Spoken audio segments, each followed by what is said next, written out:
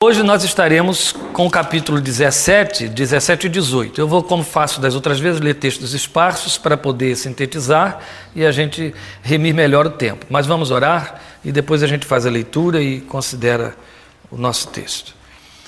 Pai, nós te bendizemos com gratidão em nossos corações por esse momento especial, pela tua palavra, pelo assunto que tens trazido às nossas mãos, pelas vidas que estão aqui conosco, pela alegria de estarmos juntos, pela motivação que temos, cada um, porque somente a tua palavra é que nos atrai, a tua presença, a necessidade que temos de te conhecer, de nos aproximar de ti.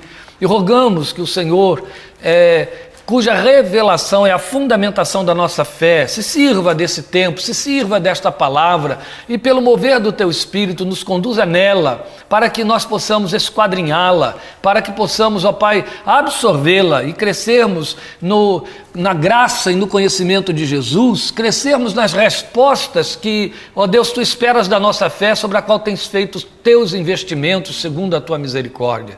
Permite, Senhor, que cada um de nós possa particularizar os aplicativos desta palavra para seu crescimento espiritual pessoal diante de Ti, para também uma frutificação de ministração para outras vidas, para ensino, para discipulado, conforme o teu propósito, ó Deus. A tua palavra, nós sabemos, é um instrumento que tu usas pelo agir do teu Espírito Santo para nos fazer crescer, libertar, transformar, curar. Serve-te dela para tratar com a nossa vida esta noite, segundo o teu propósito, em nome e por amor de teu Filho Jesus. Amém. Amém. Muito bem.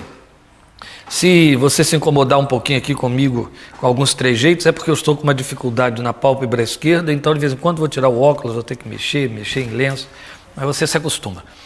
Como eu disse, vamos ler alguns textos esparsos em Gênesis 17 e 18, porque estamos vendo agora, desde a última vez, a peregrinação de Abraão. E aí, para não ficarmos repetitivos, mesmo porque isso já está nas outras fitas que têm sido gravadas, nós já vimos que Abraão é o tipo da igreja, e assim como recebemos uma orientação que na verdade é uma ordem apostólica, doutrina apostólica, para andarmos nas pegadas da fé que teve nosso pai Abraão, assim devemos conhecer essa caminhada de Abraão, porque ela não apenas tem de ser observada para a obediência, mas ela tem um teor profético, um peso profético por causa, eu não sei se eu posso dizer por causa, mas que a tipologia identifica para nós. Peso profético porque, como Deus comprometeu-se com Abraão através de aliança e de promessa, isso é extensivo aos seus descendentes, porque foi isso que a promessa diz, e Paulo reforça esse argumento em Gálatas. Ele diz que a promessa alcança os descendentes de Abraão. Então tudo começa com aquela máxima de Deus para Abraão: em ti serão benditas todas as famílias da terra, onde a gente vai ver o cumprimento explícito disso aí, na grande comissão que os crentes receberam, na existência da igreja. A igreja estabelecida na terra, em cada geração, para ser o veículo de inclusão, de recepção, captação de homens que procedem de toda a tribo, língua, povo e nação, certo? Conforme diz Apocalipse. Então nós, a igreja, somos os instrumentos do cumprimento da proposta de Deus feita a Abraão, do propósito com que ele chama Abraão. Então, daí a gente tem necessidade de conhecer essa caminhada de Abraão. Por isso que estamos fazendo uma verificação um pouquinho mais detalhada na peregrinação dele. Nós vimos, na semana da última vez, a sua espera sobre o sinal de Deus em cima dos sacrifícios que ele colocou ali diante do Senhor. E hoje nós vamos pular ao capítulo 17, não vamos ler sobre o nascimento de Ismael, porque o nascimento de Ismael foi um arranjo de Sara, não é? Precipitação de Sara, foi aquela necessidade que nós temos totalmente errada de dar visibilidade à fé, e a gente se arrebenta sempre, né? Mesmo que haja todos esses textos na Bíblia mostrando os que nos precederam no erro, a gente erra com eles. E aí, da mesma maneira como Sara errou, a gente erra. Deus nos faz uma promessa, a gente ajuda. E aí nasce Ismael. É um baita de um tropeço que vem. Então, foi o que Sara fez. Abraão consentiu com ela e pagou um preço caro, porque depois de tantos anos, perde esse filho, tem que despedir-se do filho. Por isso estamos pulando ao 17, porque é o momento em que, na continuação da peregrinação, Deus vem a Abraão, agora lá pela 4ª vez, reforçando as promessas para estabelecer a aliança com ele. Então eu vou ler alguns versículos. Eu vou ler os versículos 1 e 2, depois eu pulo para o versículo 8. Quando Abrão estava com 99 anos de idade, o Senhor lhe apareceu e disse: Eu sou o Deus Todo-Poderoso, ande segundo a minha vontade e seja íntegro. Estabelecerei a minha aliança entre mim e você e multiplicarei muitíssimo a sua descendência. Aí vamos agora, eu tenho que ler também, perdão, até o 8, não é o 8. Abraão prostrou-se rosto em terra e Deus lhe disse: De minha parte, esta é a minha aliança com você. Você será o pai de muitas nações. Não será mais chamado Abrão, seu nome será Abraão, porque eu o constituí pai de muitas nações. Eu o tornarei extremamente prolífero. De você farei nações e de você procederão reis. Estabelecerei a minha aliança como aliança eterna entre mim e você e os seus futuros descendentes, para ser o seu Deus e o Deus dos seus descendentes. Toda a terra de Canaã, onde agora você é estrangeiro, darei como propriedade perpétua a você e a seus descendentes, e serei o Deus deles. Agora o 9. De sua parte, disse Deus a Abraão: guarde a minha aliança, tanto você como os seus futuros descendentes. Esta é a minha aliança com você e com os seus descendentes, a aliança que terá que ser guardada. Todos os do sexo masculino entre vocês serão circuncidados na carne, terão que fazer essa marca, que será o sinal da aliança entre mim e vocês. Da sua geração em diante, todo menino de 8 dias de idade entre vocês terá que ser circuncidado, tanto os nascidos em sua casa, quanto os que forem comprados de estrangeiros e que não forem descendentes de vocês. Sejam nascidos em sua casa, sejam comprados, terão que ser circuncidados. Minha aliança, marcada no corpo de vocês, será uma aliança perpétua. Só aqui, nós temos uma quantidade significativa de símbolos na tipologia do trato de Deus com Abraão. Esta aliança que Deus estabelece, nós sabemos como ela se consuma e ela recua para dar lugar a uma outra sobreexcelente aliança que Jesus chama de nova aliança. Mas antes de falar sobre a aliança, eu quero chamar sua atenção para uma coisa que é tão significativa quanto a anunciação da aliança entre Deus, Abraão e seus descendentes. Veja, é claro que eu tenho de fazer isso sempre, e vamos continuar fazendo enquanto falarmos de tipologia. O propósito de Deus, ao chamar Abraão, ao estabelecer nele uma raça que seria então sacerdotal, para abençoar toda a terra e cumprir então a promessa de Gênesis 12:3, foi estabelecer, visibilizar, definir ou isolar de forma muito visível aquela proposta de colocar uma linhagem de vice-regentes na terra, lembra? Então nunca vamos esquecer isso, que é o que a gente está considerando desde Gênesis capítulo 1. Então agora, quando Deus vai fazer a aliança a Abraão, ele precede tudo isso com uma palavra que, veja, antecipa-se a aliança. Eu sou o Deus Todo-Poderoso. Ande segundo a minha vontade e seja íntegro. Na sua versão está assim: anda na minha presença e ser perfeito. Precisamos ter muito cuidado com isso. A palavra perfeito, seja no Velho quanto no Novo Testamento, especialmente no Novo Testamento, ela não traduz o que entendemos por perfeição, de jeito nenhum. Ela traduz, em primeiro plano, pleno, que vem a significar o que a versão internacional colocou como íntegro, que vai aparecer também lá nas cartas de Jesus às igrejas do Apocalipse, da Ásia Menor, no Apocalipse. Então, você vai ter a ideia de perfeição como integridade, ser íntegro, ser pleno. Paulo diz em Colossenses 1, 27 a 29, que o propósito do seu ministério, que ele estende a toda a igreja, ou seja, o propósito da ministração da igreja, seja através de um apóstolo, seja através do crente novato, então estou querendo dizer, seja através do experimentado, seja através do neófito, o propósito é apresentar todo homem perfeito em Cristo Jesus. Esta palavra é a mesma que está aqui, que traduz pleno, íntegro.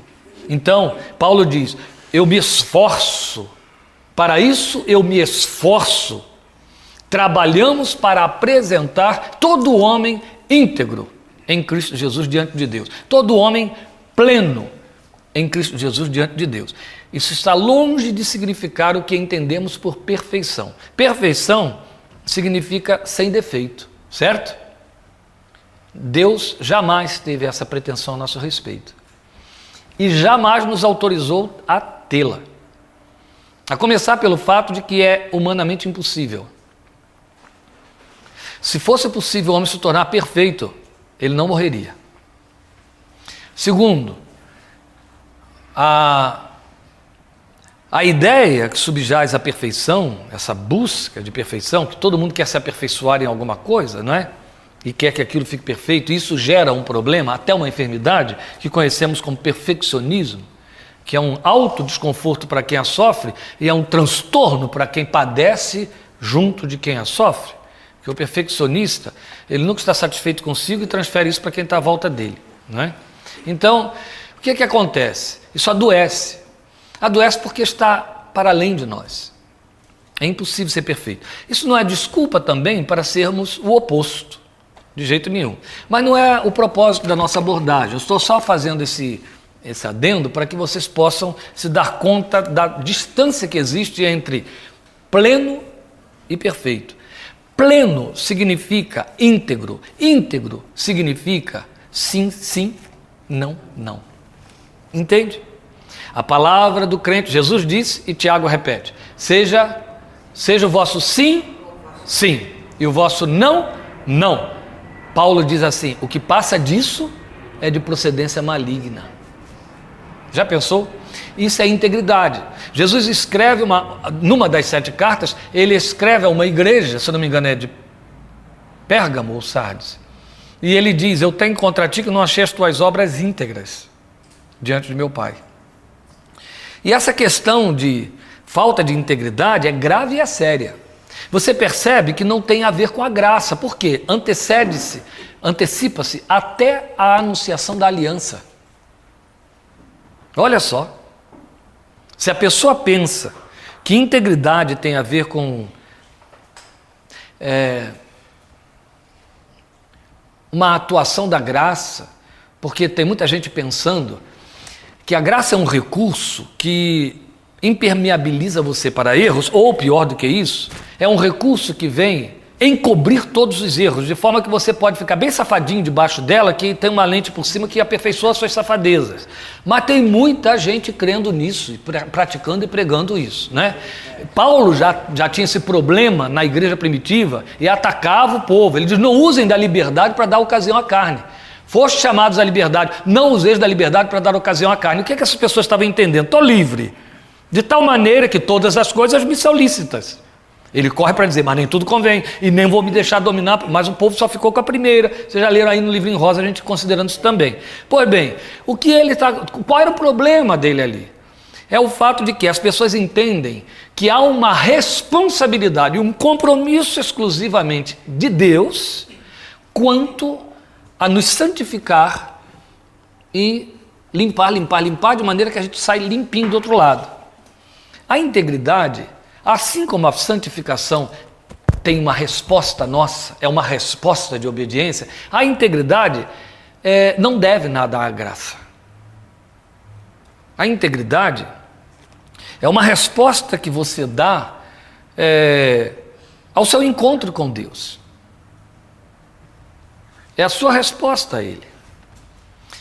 Vou fazer uma ilustração que pode lhe parecer distorcida, mas ajuda um pouquinho também, nem sei se precisava usar isso aqui, porque eu acho que a linguagem é bem clara, mas vai lhe parecer distorcida, mas integridade do homem diante de Deus, invertendo aqui os objetos na ilustração, é como um adulto diante de uma criança no início da primeira infância, se comportando como um adulto diante dessa criança e não medindo essas distâncias, na linguagem, nas posturas, na abordagem de coisas que não pertencem àquele mundo.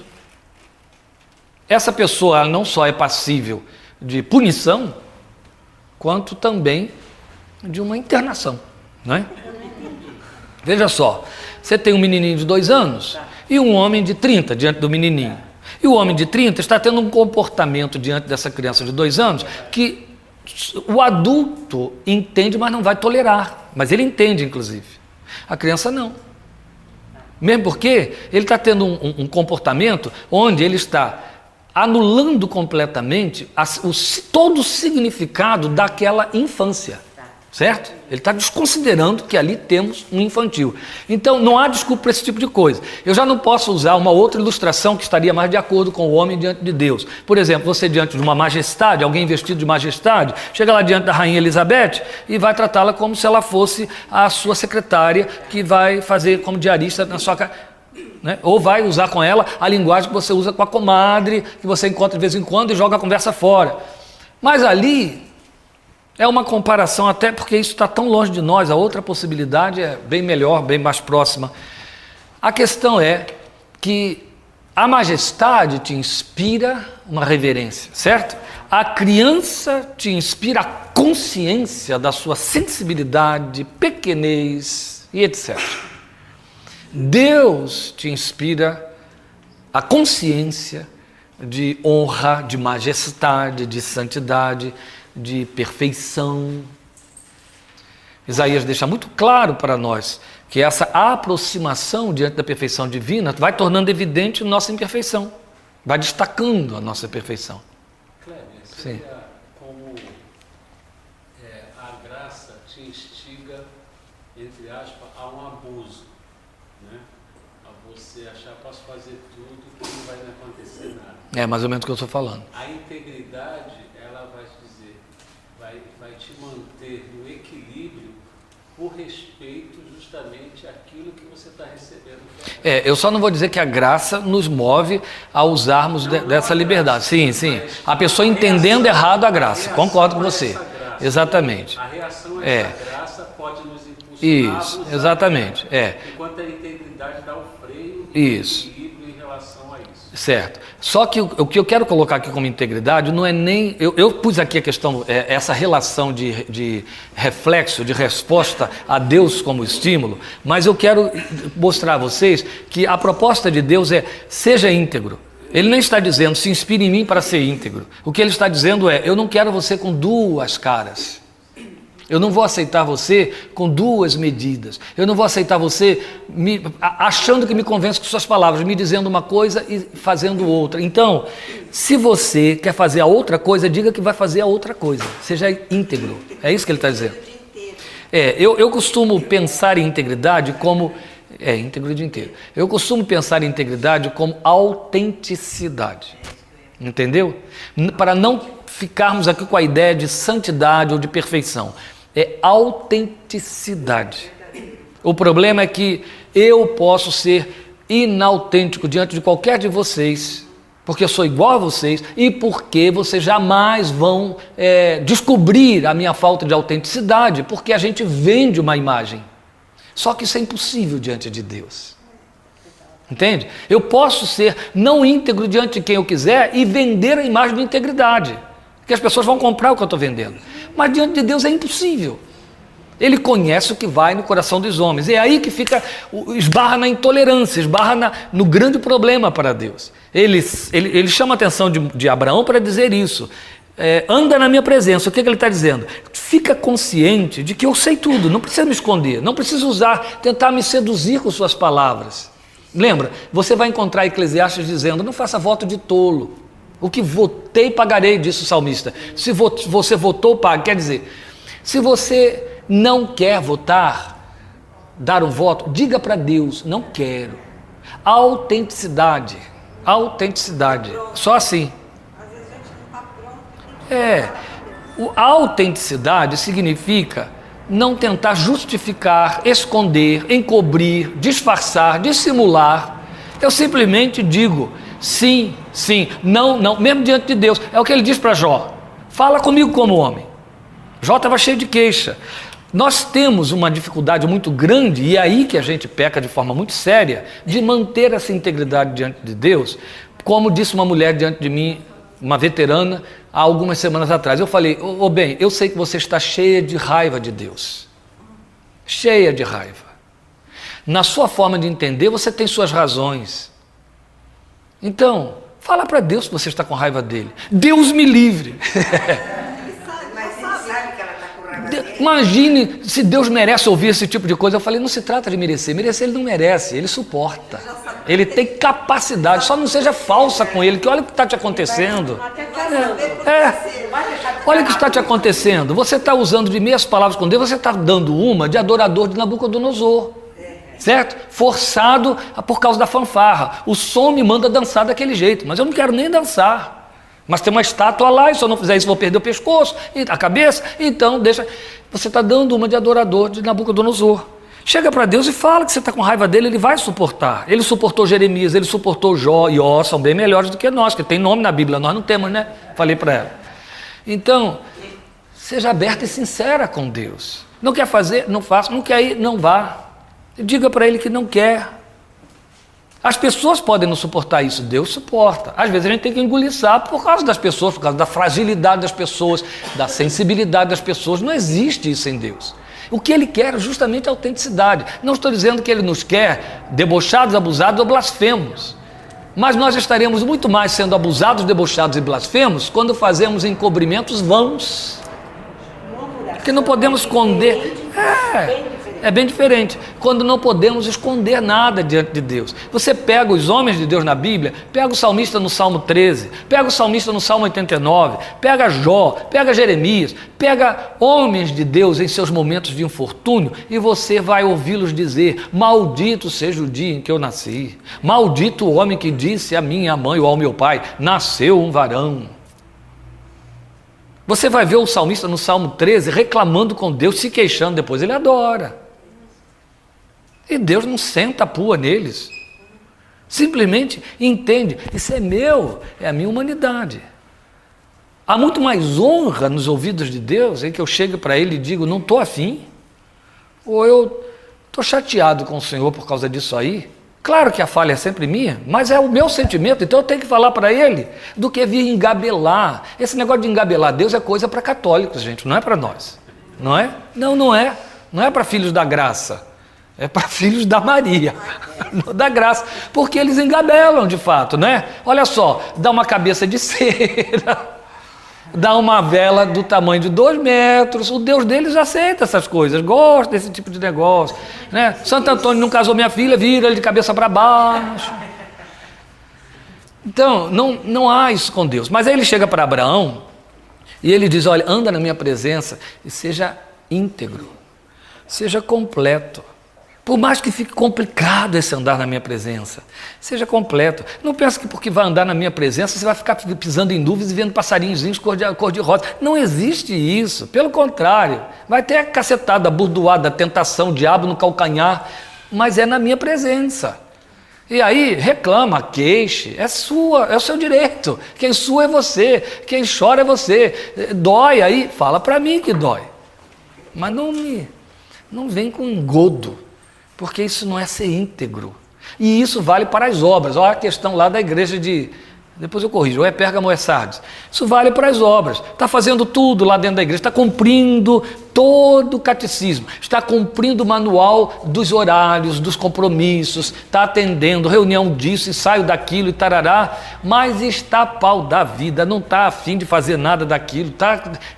Ainda tem essa droga dessa reunião. Isso me lembra lá em casa, a Areli. Há muitos anos, quando era pequenininha, elas ganhavam aquela grande mesada que a gente dá a crianças, né? Então eu esperava o mês inteiro. A igreja de Sardes, obrigado. A gente dava aquela grande mesada de todo mês para as 3, né? Aquela coisinha assim que...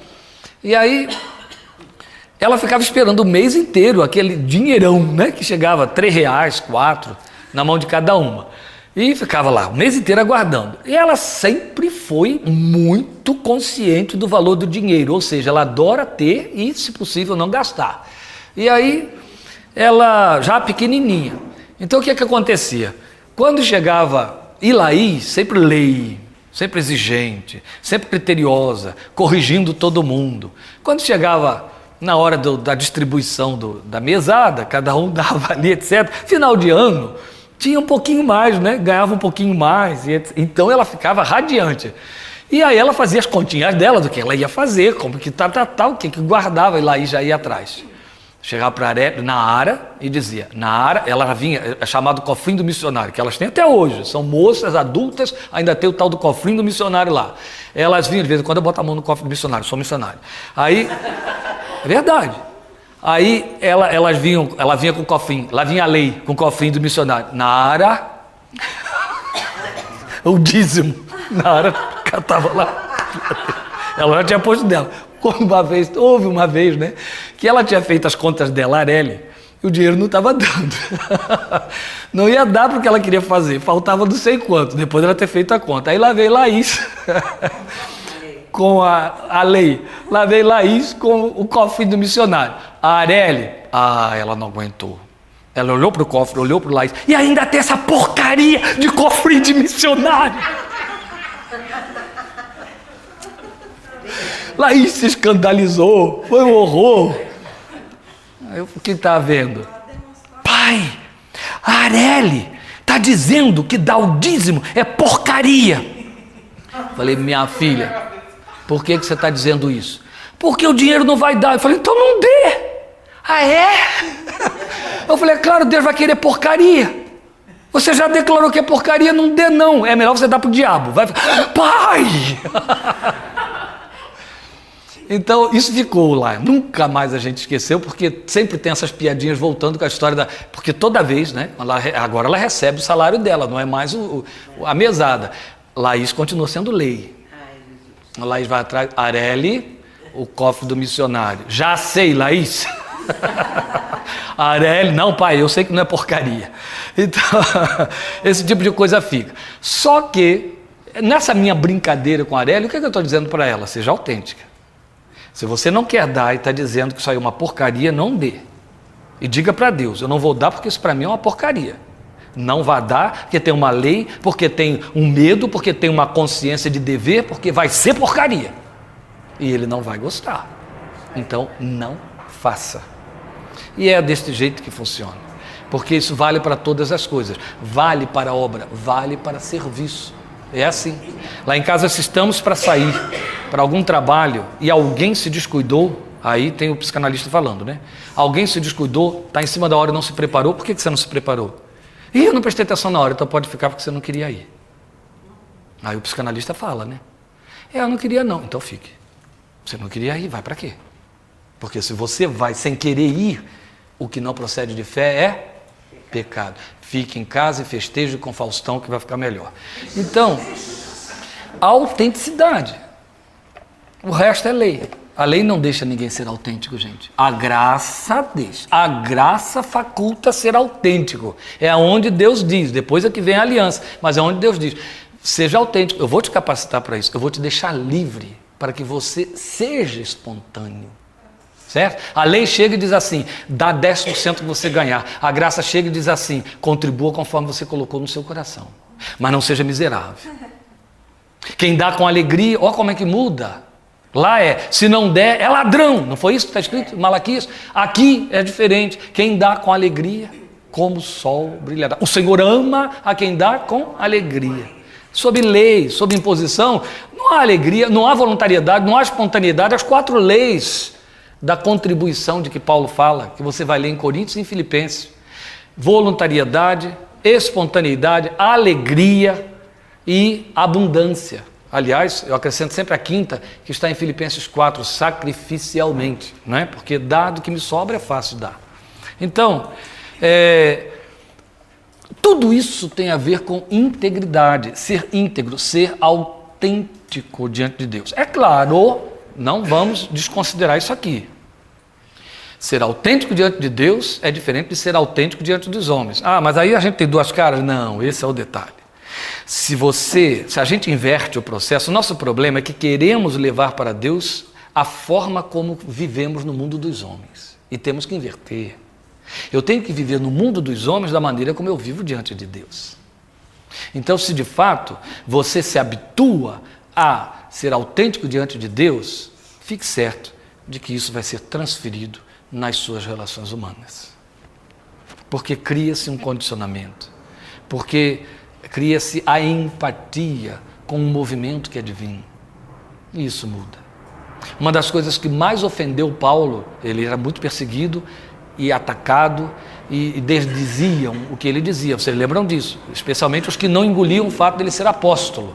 E uma das coisas que mais o afetava e mais o ofendia era alguém dizer: as suas palavras são fortes, mas diante da gente ele é fraco. Aí ele escreve aos Coríntios, ele diz: o que eu fui nas palavras, eu serei na presença de vocês. Não é aquela hora também que ele fica bravo com Pedro? Que ele fala diante de mim, do jeito. Isso, faltava o que aí? Autenticidade e integridade, certo? Duas caras, dois pesos, duas medidas. O tal homem inconstante em todos os seus caminhos de que Tiago fala. Tiago chega a dizer, ele crê e duvida, então essa fé não vai produzir coisa nenhuma. Toda essa linguagem para preceder o estabelecimento da aliança. Mas o que eu quero pontuar aqui com respeito ao estabelecimento da primeira aliança, porque ela vai ser perpetuada na segunda. A segunda vai absorver a primeira. A segunda é: este cálice é a nova aliança no meu sangue que é derramado a favor de muitos, certo?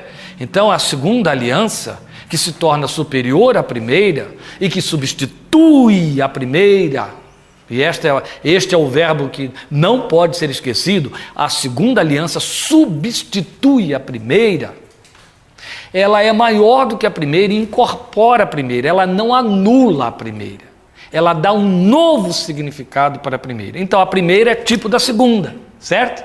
A primeira anuncia a segunda, nos prepara para a segunda, mas os conteúdos, não os objetos, mas o espírito da primeira está dentro da segunda. Qual é o espírito da primeira? É a resposta das partes. Deus diz assim, na minha versão vocês viram que a leitura foi essa: de minha parte, não é assim que Deus disse? Você leu aí no versículo, se eu não me engano, 4. Quanto a mim... Quanto a mim, na minha versão está, de minha parte. Eu gosto dessa colocação, de minha parte, porque a aliança implica sempre em duas partes, seja indivíduos ou coletividade, mas é sempre duas partes implicadas. Então Deus está dizendo, de minha parte.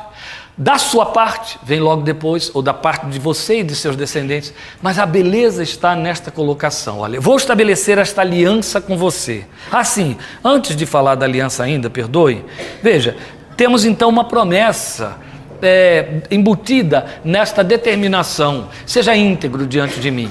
Ele diz, o teu galardão será sobremodo grande, ou a sua recompensa será muito grande. Eu não sei como é que está na versão de vocês, é aí o versículo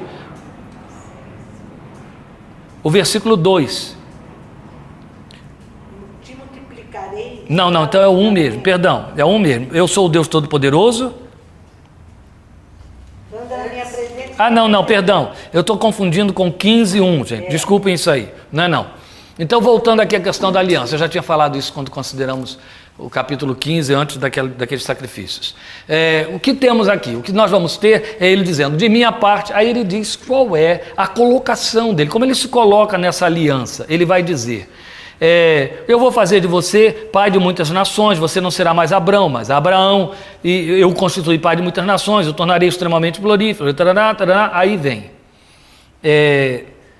Para ser o seu Deus, eu estou lendo a última parte do versículo 7, para ser o seu Deus e os Deus dos seus descendentes. Depois vocês lembram que eu li também o versículo 8, não é? No final do versículo 8, e serei o Deus deles. De minha parte, eu vou te abençoar, vou te multiplicar e etc, para ser o seu Deus e o Deus dos seus descendentes. Repete isso no versículo 8, serei o Deus deles, antes de falar da parte de Abraão. Então, o resumo do conteúdo da aliança no que diz respeito à parte de Deus é: eu serei o seu Deus. A gente podia parar aqui e já teríamos tudo. Da mesma maneira que boa parte da cristandade, ainda que a evangélica, claro que eu só estou me referindo aos filhos do evangelho, tem dificuldade para se relacionar de maneira íntegra com Deus na posição de pai, por incrível que pareça, o nosso entendimento e visão da deidade, da divindade, a nossa visão da pessoalidade de Deus como Deus está muito regredida, deteriorada, filtrada e encoberta. Ou então, eu acho que é o mal maior e é o mais frequente, ela está fantasiada. Há muito de conceito da divindade com má influência. Apesar de todo o esforço do Evangelho para depurar isso, todo o esforço da revelação, há muito de má influência. Deus teve esses problemas com o seu povo logo de cara. Ele mandou exterminar todo o Canaã, o povo de Canaã, todo o cananeu, para não haver contaminação, distorção dessa visão. A gente reduziu isso, o próprio judeu, à ideia de que eles estariam no meio de um povo politeísta, e Deus queria que o monoteísmo ficasse muito acentuado na cabeça deles e tal. Isso aí é uma parte da coisa, é o mal menor. É o mal menor. Israel, inclusive, nem multiplicava deuses quando abandonava o seu Deus, só fazia substituição. Tirava um, botava outro. Não botava 2, 3. Continuava monoteísta, só com Deus errado. O problema é muito maior do que isso. É exatamente aí que está o problema. Que conceito de Deus Israel desenvolveu? Como que as nações pagãs conceituavam Deus? Os próprios salmistas e os profetas já diziam que eles conceituavam Deus segundo sua vaidade, segundo o pensamento do seu coração. Lembram disso? Você vai ter isso no Salmo 115. E aí faziam esses deuses, eram obras de suas mãos. Mesmo que eles não fizessem, mesmo que não criassem imagens para visibilizar o seu Deus, o conceito da divindade, que ainda perdura, né, no meio dos pagãos, mas ainda está entre cristãos, era todo viciado e comprometido, como você vai ver, e foi ao longo da história, dentro dos panteões das grandes civilizações, gregos, romanos, egípcios. Eles tinham seus panteões, não é? E esses deuses eram inflamados de paixões mundanas, intoxicados delas. No caso do panteão grego, eles tinham nomes dos sentimentos. Sofia, e vai, Eros, certo? Os sentimentos eram deificados. Será que a gente não faz isso? Porque eu andei ouvindo aí há algum tempo atrás, alguns anos e durante vários anos, algumas pessoas falando de espírito de lascívia, espírito de glutonaria, espírito, eu acho que é mais ou menos a mesma coisa. Pois bem, esses deuses eram reduzidos a qualidades abaixo dos valores dos homens. Eles tinham paixões e guerreavam entre eles, certo? Eles tinham defeitos que eram colocados como ponto máximo de honra. Então, quanto mais cruel, mais temido. Quanto mais exigente, mais adorado. Eram cheios de capricho, tinham que ser agradados com sacrifícios humanos, com certos jejuns, com outros tipos de sacrifícios. Mais ou menos ficou vertida a história de pé de cera, cabeça de cera, que eu falei agora, a velhinha daqui, a velhinha dali, o altar em que põe, que tipo de enfeite, quantas rosas, quantas flores, qual é o tamanho do templo e do altar em que é posto, quem leva, como leva. Entende? Foi o que sobrou para o Ocidente atual. Mas naquele tempo funcionava assim. Eram deuses abaixo até de instintos animais. Esse era o problema que Deus tinha com eles. Era o Deus que fazia troca o tempo todo. Me agrada, eu te dou. Me desagradou, toma. Certo? Então, Deus não queria, em hipótese alguma, que esse povo, ao se misturar, contaminasse essa visão e o reduzisse a esse nível. perdesse a expressão da glória, não o reduzisse sequer à ideia de que ele era um Deus com caprichos. E Deus não conquistou o que queria com Israel, porque Israel entrou exatamente por aí.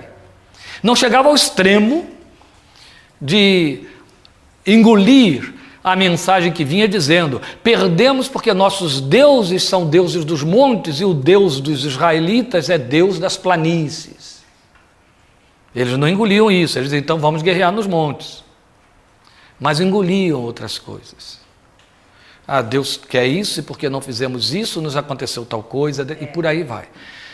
A questão é que, mesmo quando Israel não chegou ao absurdo de tentar, como a gente fala, quando quer conciliar o outro, aplacar, né?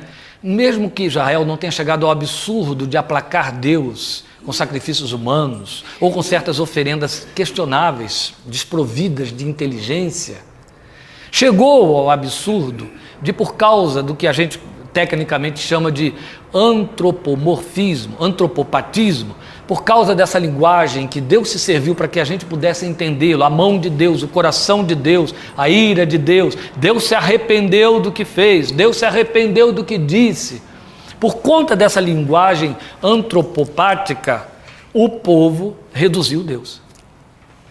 Aí misturou tudo com aquela história de imagem e semelhança. Deus ficou muito nivelado ao homem, superior a ele, mais santo, mas, ou seja, eu posso tratar com ele como eu trato com outro homem, daí eu posso tentar seduzi-lo com minhas palavras, ou com meu culto,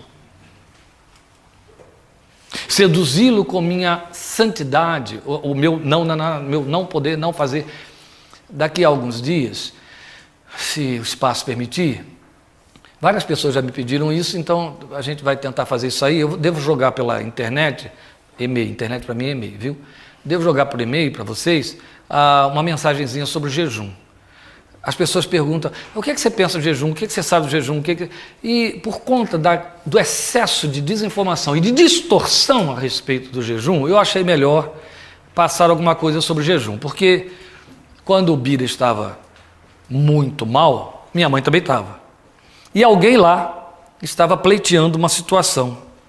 E aí me pediu oração. E eu disse: vou jejuar para você amanhã. Não, aí a pessoa ficou toda atrapalhada. Não, mas peraí, mas tem coisas muito mais sérias. Sua mãe, né, o Bira, e você vai jejuar por isso?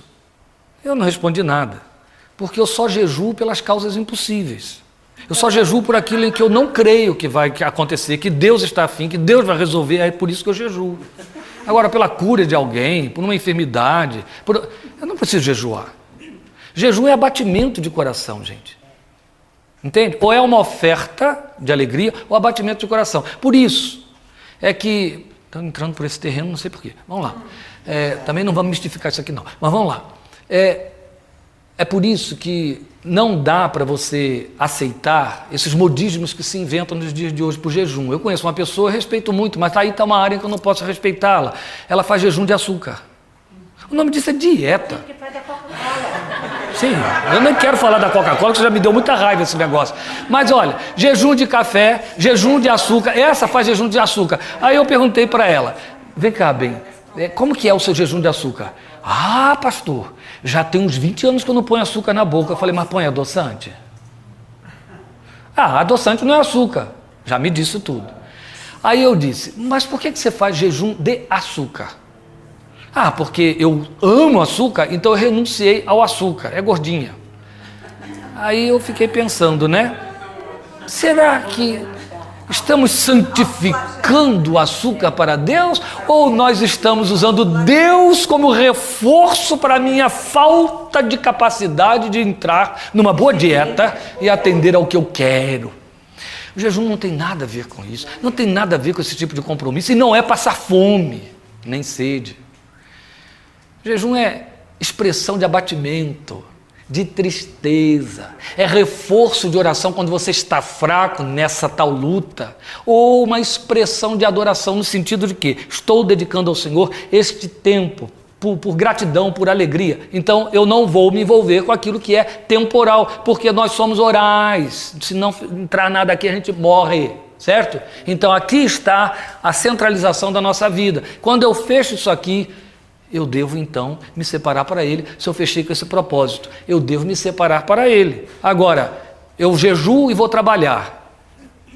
Eu jejuo e vou para a ginástica, obrigado. Eu jejuo e vou enfrentar o trânsito do Tietê. Ah, não dá, gente. Eu vou chegar do outro lado com uma legião. E mais 150, não é? De ira, de raiva, de tanta coisa, empesteado. Jejum é separação, sim. É que virou moeda de troca. Sim, é isso. Pronto. É isso. Virou o nosso referencial de troca, de negociação com Deus. Mas como que você faz, pastor, só para entender? Porque eu vim de uma igreja justamente Sim. que distorceu tudo. Então existia jejum para qualquer tipo de coisa que você fizesse, qualquer tipo. Veja, Assim, há uma diferença acentuada entre o jejum do Velho Testamento e o jejum do Novo. Tá certo? na minha cabeça tem duas coisas que eu tenho muita dúvida.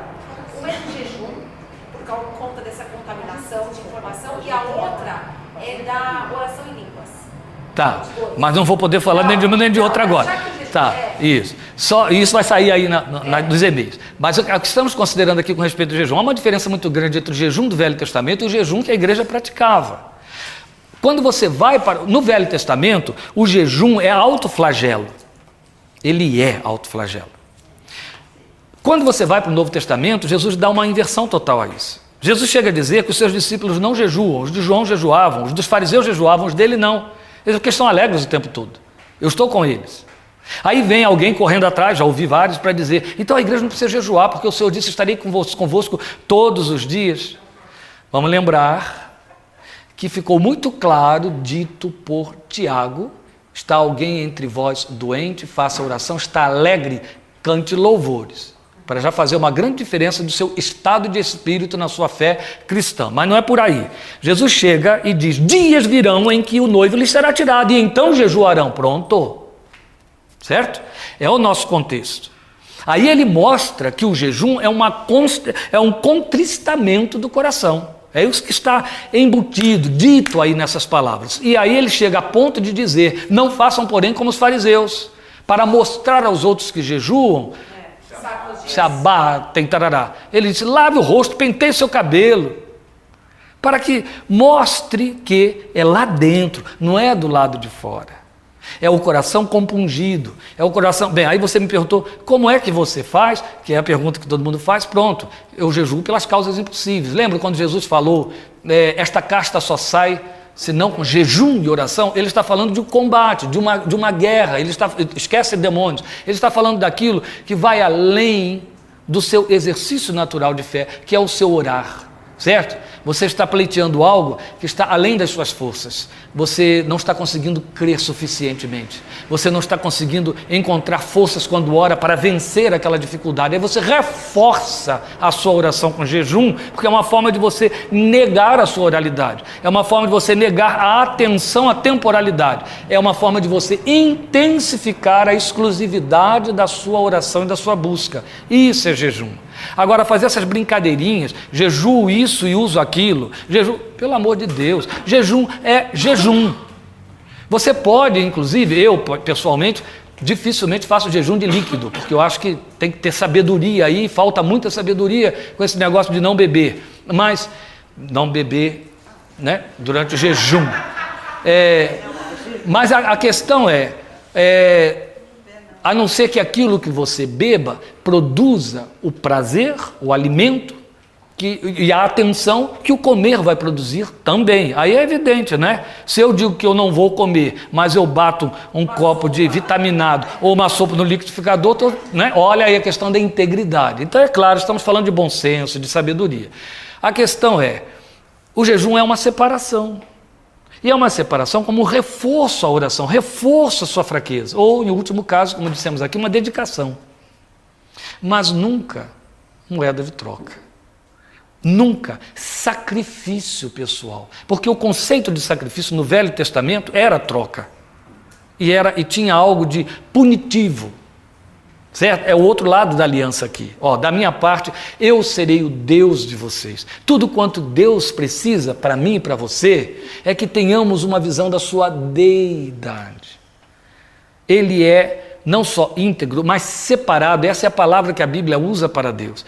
Ele é 3 vezes separado, ó, 3 vezes santo. Ele é santo, santo, santo. Não há identificação e nem identidade entre Deus e paixões mundanas ou paixões humanas. A questão da humanidade de Jesus ter sido tentado e nos entender nas nossas fraquezas, não fala de suas características divinas, ou seja, ele é um Deus cheio de tentações ou de paixões ou de fraquezas. São coisas completamente diferentes, não é isso que Hebreus está dizendo. Então, Jesus é a expressão da compreensão divina das minhas paixões, das minhas fraquezas, limitações e padecimentos. Ele é vamos dizer assim, a visibilização disso. Ele é a possibilidade de Deus sentir o que o homem é e sente, mas sem ser igual ao homem, no sentido de ser reduzido às suas paixões.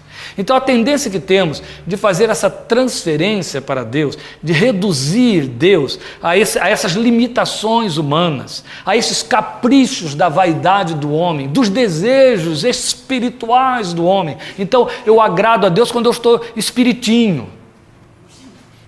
Olha a história das línguas aí. Hã?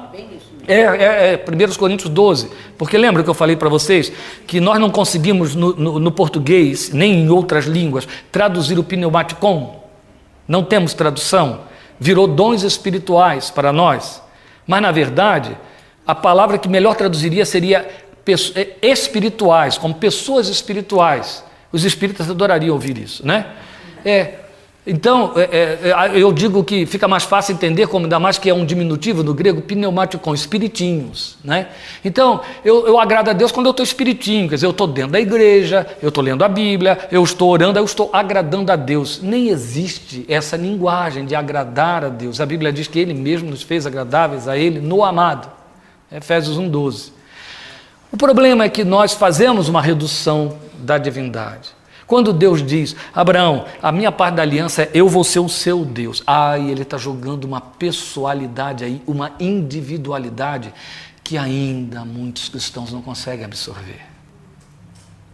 Mesmo cristãos evangélicos. Tudo bem que a gente sabe que os grandes dignitários e especialmente os detentores de majestade, os reis, os príncipes, etc., eles não conseguem, e usam isso como um subterfúgio, conseguem ter uma noção de Deus pessoal porque eles são o povo, né? Então Deus é o Deus do povo, como Israel sempre entendeu e pensou. Foi isso que Deus pretendeu. Quando Deus disse, eu vou ser o seu Deus, Ele particularizou muito. Em outras palavras, Deus está dizendo que Paulo traduziu para nós em Romanos 8:31. Eu estarei disponível para você. Isso é demais. Se Deus é por nós. Lembra, eu sempre usei essa imagem para ajudar vocês a entenderem um pouquinho isso, de Deus inclinado, mais um passo ele cai em cima de você. Essa é a linguagem do pró do grego. Deus inclinado a favor, entende? Ele está tendente a cair sobre você, no sentido de que qualquer movimento de Deus é a seu favor. É isso que a linguagem Romanos 8:31 diz para nós. Se Deus é por nós, quem será contra nós? É por. Qualquer movimento ele te cobre, qualquer movimento ele desce na sua direção, ou seja, não há nenhum movimento em posição inversa, de afastamento. Não existe.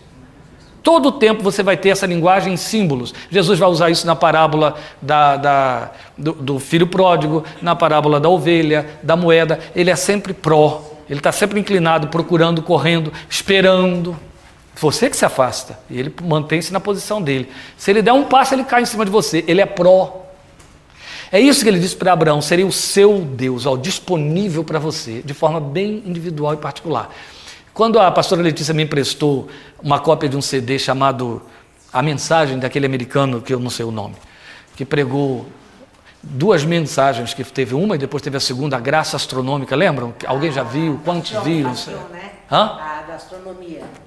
Graça astronômica. Aquele evangelista, ele dá uma ideia, ele mostra para nós, através do mundo físico e dessa visibilização dos corpos celestes, ele mostra para nós a grandeza de Deus. Tanto que lá no acampamento esqueci o nome daquele lugar, Kinderland, né?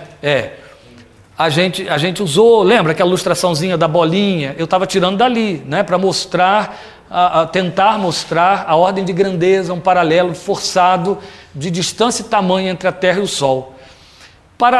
Trabalhando com a ideia dele para falar dessa grandeza de Deus. Então, quando ele começa a falar, o que fica em realce para nós, a sensação que ele quer que você perceba, não é do tamanho de Deus, é da sua pequenez, da sua insignificância. Olhar aquilo ali sem se dar conta de que é insignificante é questão de tratamento mental. Tratamento psíquico, é problema mental. Não tem como você ver aquelas imagens, ouvir aquela mensagem e não se sentir zero. Muito bem. É assim. A sensação de desaparecimento é real. Para no fim de tudo, ele dizer, porque se você for pensar em termos de visibilizações, né? Em termos reais, um Deus que é maior do que o que ele criou, te achar naquela insignificância da insignificância, porque você desaparece nas imagens, o seu planeta desaparece, agora pensa no seu quarto, e depois em você, pois ele te achou lá, ele atravessa tudo aquilo e deixa tudo mais para te achar lá. É disso que ele está falando para Abraão. Eu sou seu Deus, Abraão. Olha só, isso. A primeira coisa que ele disse é: sou todo-poderoso. Olha, o que ele diz? Ô Abraão, me adore porque eu criei o sol, porque eu criei centauros, porque eu criei... Mas eu sou seu Deus, Abraão. Da mesma maneira como eu criei o Orion, eu criei você, Abraão. E eu sou seu Deus. Quanto a eles, já fiz o que tinha de fazer. Agora para você, eu estou disponível para você. A minha aliança é perpétua. Todos os dias que você viver, você vai acordar sabendo, ele é o meu Deus, ele está disponível para mim. O nome disso é Emmanuel, Deus conosco. Gente, passar a vida no Evangelho e não viver isso merece uns tapas na cara, vocês não acham? Eu acho que a primeira coisa que Deus tinha que fazer conosco é que a gente vai chegar lá sem cara, é espírito, né? Mas era pegar e... Porque olha só, ele deu tudo isso e você vive todo dia murmurando, reclamando, e o grande número de adeptos da nossa religião ficam confessando o diabo. O diabo está mais no pé dessa gente do que esse Deus. Eles estão muito mais preocupados com esse diabo do que com o Deus que disse quem será contra. Aí não tem perdão. Sim, Jeremias? Ele não ensina isso para nós, esse é o problema. Mas aí você está botando... mas então, aí você está botando... como é que fala? Na minha arma aí, está botando... Hã? Não, ele está armando aqui, botando cartucho aqui para mim, então é melhor não começa a disparar e é ruim. Então veja só, o caso é que ele chega para Abraão e diz, a minha aliança vai ser essa, eu vou ser o seu Deus e eu vou ser o Deus deles. Foi isso que Jesus tornou real. Quando ele grita lá, está consumado, o que ele está dizendo é, vai beber do meu sangue, a aliança agora vai estar dentro de você. Porque depois ele diz, a sua parte é derramar sangue. Podia ser do dedão, podia ser como fazem os africanos, quebram os dentes quando alguém morre, furam um olho. Os indígenas dos Estados Unidos cortavam um dedo para cada parente que morria, está derramando sangue, e deve doer para caramba. Não, ele escolheu o órgão reprodutor masculino para o derramamento do sangue.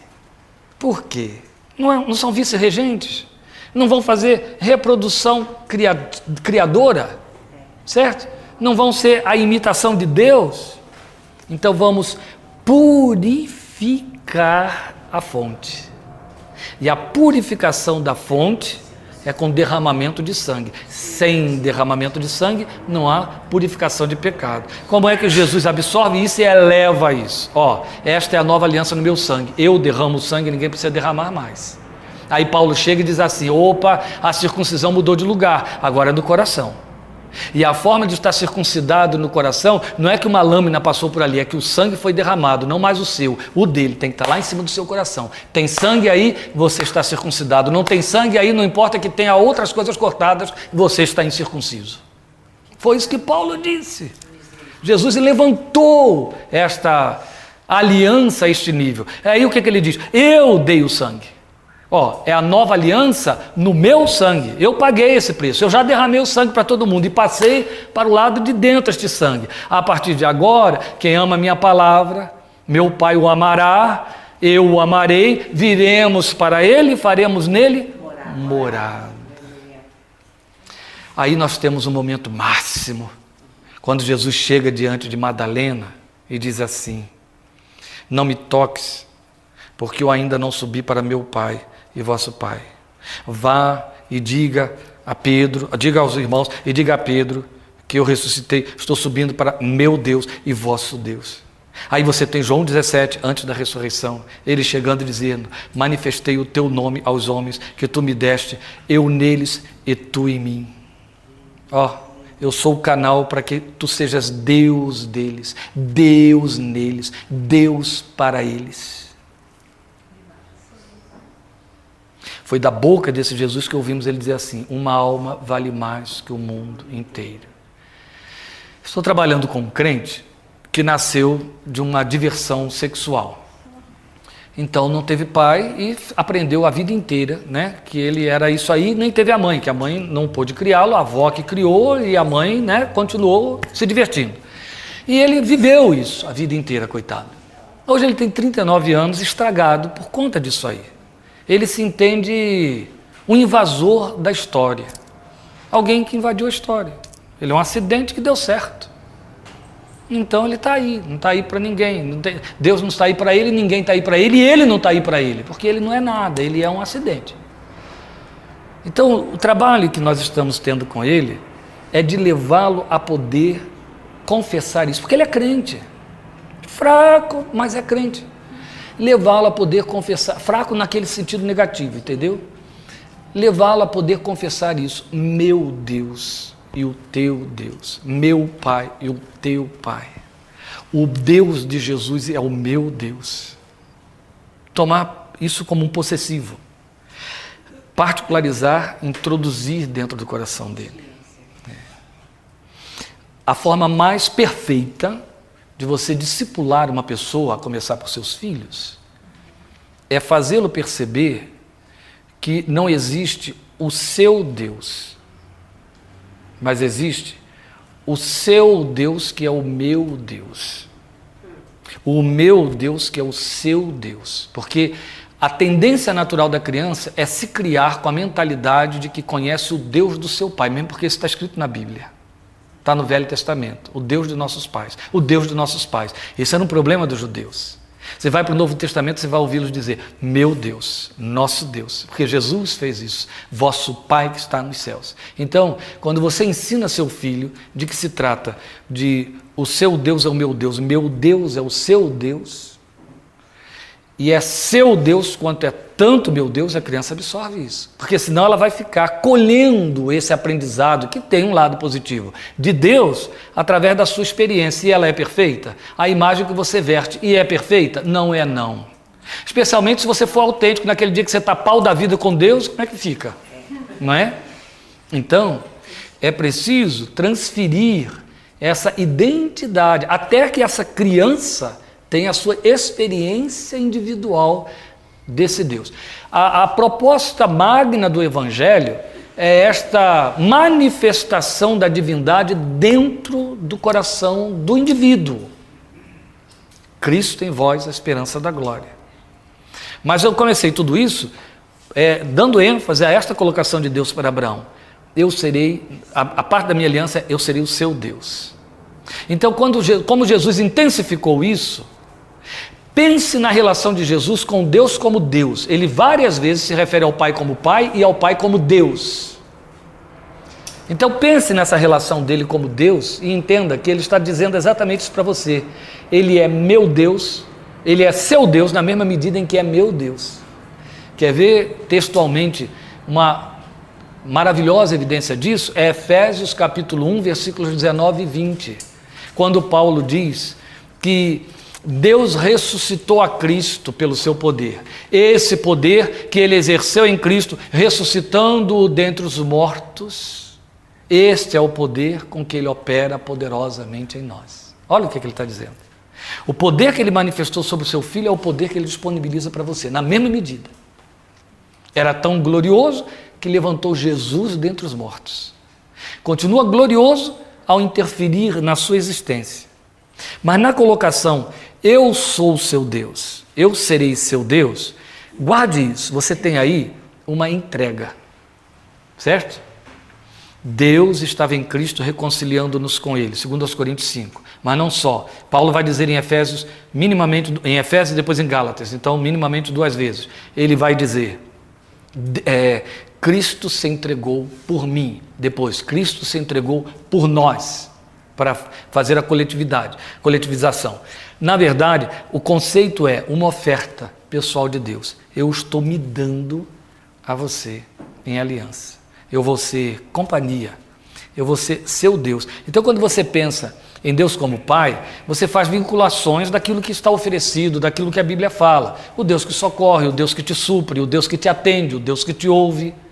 Mas quando você pensa em Deus como Deus, inevitavelmente você tem de pensar, biblicamente falando, na santidade dEle, no poder dEle e nessa ação criadora. Porque a Bíblia diz em Hebreus 1:3 que Ele está sustentando todas as ordens de coisas criadas pela palavra do seu poder. Intensifica isso no que diz respeito a você. Porque Ele está sendo Deus para toda a criação, é o que Hebreus 1:3 está dizendo. Como o responsável sustentador. Ele está dizendo, individualmente eu vou ser na mesma medida Deus a seu favor, para você. Então isto é muito significativo para nos apropriarmos do significado da aliança. Depois disso, e depois significa dia 24, porque hoje não vai dar mais, nós vamos considerar as respostas de Abraão a esta oferta no capítulo 18, é onde a igreja se revela igreja. Aqui no 17, Abraão está só ouvindo e cumprindo, porque ele imediatamente parte para fazer a circuncisão na casa. Ismael, a dele, a de todos os outros, certo? Mas a partir do 18, Abraão começa a reagir a essa oferta de Deus. Aí dá umas arrepiadas, porque a gente tinha que andar nas pegadas da fé que ele teve. Ele não está só ouvindo no 17, foi o que a gente fez hoje aqui. Só ouviu a oferta. Como é que ele trabalha depois com a oferta? O 18 mostra. Em casa, faça a lição de casa, leia o capítulo 18 todo. Leia o 19, não pode ler o 18 sem o 19 também. O que você vai achar ali? Você vai achar Abraão usando os favores da aliança. É isso. Já adiantei, nem preciso voltar aqui dia 24. Já disse isso, você lê lá, está tudo resolvido. A gente tem que aprender aquilo ali. É bom demais. E por que é bom demais? Porque nos foi dado, a gente só tem que usar, não é? Vamos orar, que assim eu não canso mais vocês e a gente continua dia 18. Meu Deus, então faça-se a tua vontade e não a minha. Amém. Exatamente. Muito bem. Vamos falar com Deus e rogar que na sua graça grave em nossos corações, gente, a magnitude dessa oferta. Um Deus a nosso favor. Um Deus disponível. Um Deus disponibilizado. Há muitos anos saiu um livrinho, década de 70, cujo título causou espécie nos crentes tradicionais. Primeiro que foi escrita por uma pentecostal italiana, né? Isso. O título incomodava. É linda. E eu achava interessante que os que se incomodavam e falavam eram aqueles crentes, eu só os ouvia, eram os crentes que tinham uma relação superficial demais com Deus. Então a intimidade daquela mulher com Deus que ela retrata no livro, o título era Ei Deus, agredia. As pessoas se sentiam agredidas por causa da intimidade que ela revelava ter com Deus. Quando eu disse que eu ia orar. Se quiser desligar, pode desligar, é rapidinho. Olha, quando eu fui evangelizado, a via de evangelização para mim foi um livro, já falei para vocês, foi A Cruz do Punhal, de Davi Wilkerson. O que acabou comigo, o que me levou à conversão, eu li o livro numa noite, certo? Foi aquele diálogo de Davi Wilkerson com Deus. Porque eu li aquilo era bonito, era atraente, mas eu achei que era fantasia. O tempo todo, não é porque ele dizia, o Senhor dizia para ele, faça tal coisa, ele ia lá e fazia, acontecia, o Senhor dizia, não faça desse jeito, é dessa maneira. Eu comecei a ver aquilo ali, eu falei, ou ele é um louco, ou isso aqui é uma fantasia, e eu ainda não percebi que estão, né, criando uma ficção, e eu estou lendo o trabalho de arte desse escritor que está tentando, me convencendo de que aquilo é um fato real. Claro que não é, não pode ser, isso é um absurdo. Foi assim que eu terminei a leitura do livro. E devolvi ao dono do livro. E foi interessante, porque eu não dormia, então foi fácil. Passar a noite inteirinha lendo, e o que sobrou fiquei lendo durante o dia. Quando foi à noite, vou à escola e entrego o livro a ele. Ele olhou, não quis ler? Eu falei, li. Não gostou? Eu falei, amei. Mas por que está devolvendo? Porque eu já li. Ele me olhou espantado. Você já leu? Eu falei, li. Eu li de ontem e acabei de ler hoje. Eu não parei até acabar. Aí entreguei o livro a ele. Então gostou? Gostei muito. Muito bonita a história dele. Maravilhoso se isso aí fosse de verdade. Eu dava a minha vida para viver um troço desse aí. Ele olhou para mim, mas é verdade.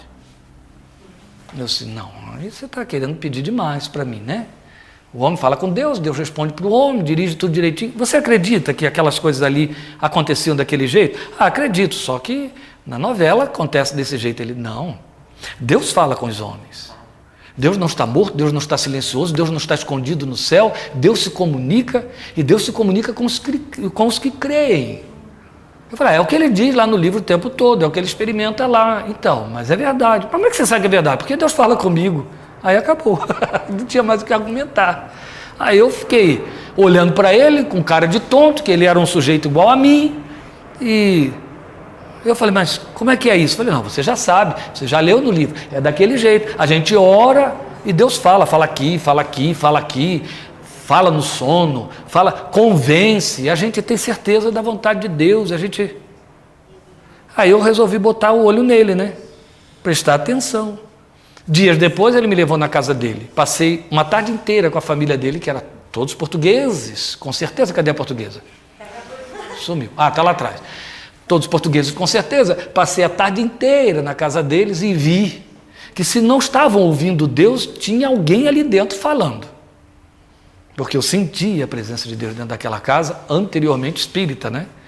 O tempo todo que estive lá, tanto que quando eu fui para minha casa, 24 de junho de 71, naquele século, quando eu fui para minha casa, eu cheguei em minha casa no final do dia, devia ser umas 8 da noite, eu me recolhi num canto e fiquei murcho, que nem pintinho molhado, até a noite chegar, tomar conta, acabar os movimentos da casa. Eu não queria falar com ninguém, eu estava destruído, porque eu me senti entrando numa penumbra, numa escuridão, casa de macumbeiros, e eu me senti entrando numa escuridão. De onde eu tinha vindo, tinha luz demais, tinha coisas claras demais, tinha esclarecimentos demais, alegria demais. Eu estava entrando num antro de depressão e fúria e tormento, e eu senti tudo isso. Aquele contraste me arrebentou. E aí vieram as férias escolares, fiquei 1 mês esperando alguma coisa acontecer. Quando agosto entrou, o rapaz começou a me passar outros livros, aí passou Torturado por Amor a Cristo, para mostrar que Deus falava. Aí, a essa altura, eu estava devorando qualquer coisa. Aí ele foi passar, aí passou Uma Nova Canção, de Pat Boone. Aí eu já estava subindo pelas paredes. Quando foi 28 de agosto, ele disse para mim, 27, amanhã, 28 de agosto, vamos ter uma reunião numa igreja, mas não é reunião de igreja não, sabe? Aquela conversa que a gente passa, né? É uma reunião para discutir a vinda do autor do livro. Olha o que ele fez comigo. De fato, Davi Wilkerson viria ao Brasil em 72, e eles, de fato, no dia 28, iam se reunir, os jovens de várias igrejas, naquela igreja, no salão daquela igreja, para discutir os preparativos para recebê-los no estádio lá de Niterói, Caio Martins.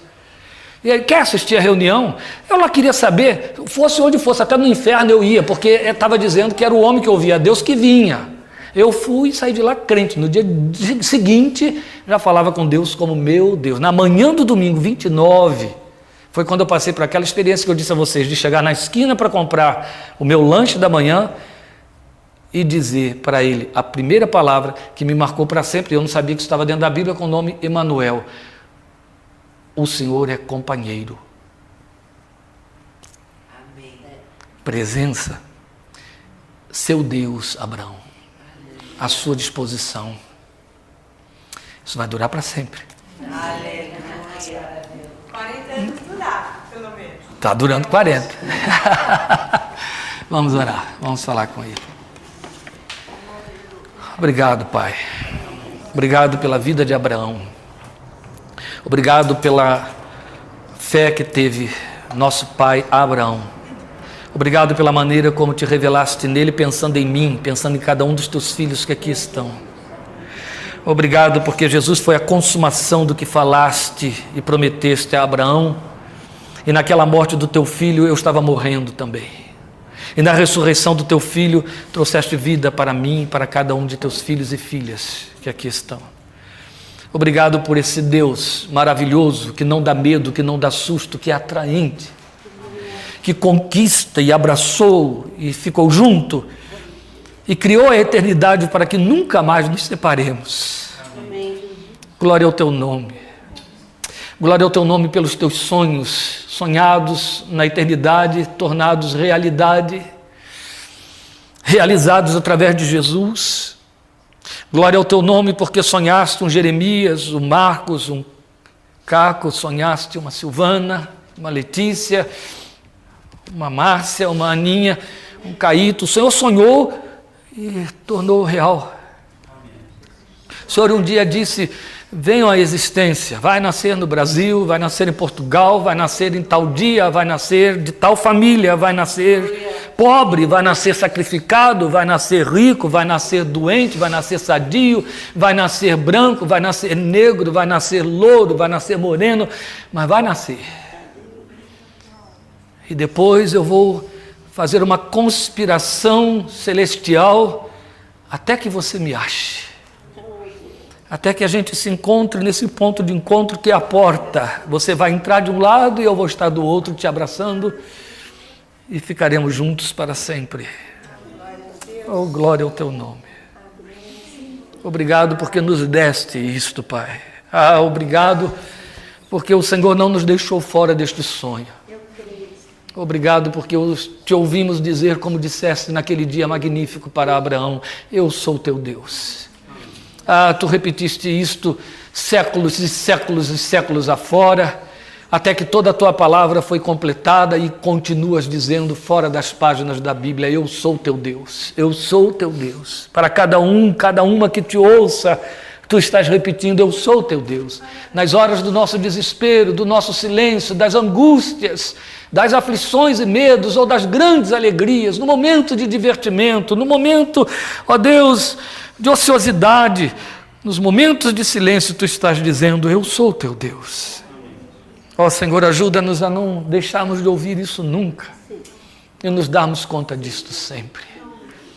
Mas também ajuda-nos a responder dizendo: eu sou teu filho, eu sou teu servo, eu sou um crente em ti, eu sou um vaso para ti, eu sou uma possessão tua, uma conquista, eu sou tua criação. Glória ao teu nome, glória ao teu nome. Obrigado pelas marcas plantadas na nossa vida com o nome e o sangue do teu filho. Obrigado pela circuncisão da aliança realizada no nosso coração, o sangue que tu contemplas. E aí, o tempo todo podes dizer: tu és meu, ó Senhor. Podemos dizer como a noiva em Cantares: eu sou do meu amado. Mas também podemos dizer como a noiva em Cantares: o meu amado é meu. Aleluia. Glória ao teu nome. Obrigado, Pai. Ó Pai, eu quero, diante desta palavra considerada, a oração deste momento, viver aquela experiência de Davi depois da grande festa que durou tantos dias, ir para casa para abençoar os que lá ficaram, levando a tua bênção incorporada em cada poro do meu corpo e da minha alma, e seja assim na vida de cada um de teus filhos aqui presentes, para o louvor de tua glória, em nome do amado de nossas almas, Cristo Jesus. Amém. Amém.